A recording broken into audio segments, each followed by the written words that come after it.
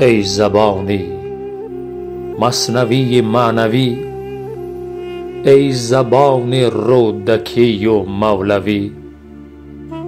تو کهنسالی ولی حالا نوی، دوستت دارم زبان تاجیکی.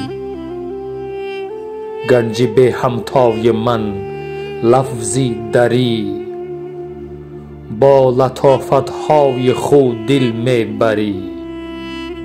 من نمی سازم برایت داوری، دوستت دارم زبان تاجیکی. حرف دلکش گفت با تو انوری، با لم از تو تا ابد لفظی دری.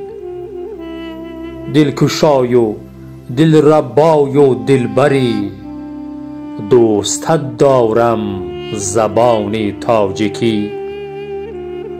هستی تو لفظی خوش اهل بهشت، خوش ادای خوش نوای خوش سریشت. در بساط خود نداری حرف زیشت، دوستت دارم زبان تاجیکی. خلق عالم پیش روی توست لال، خوشگواری همچو اشعاری کمال. من امینم تو نمی یابی زوال، دوستت دارم زبان تاجیکی.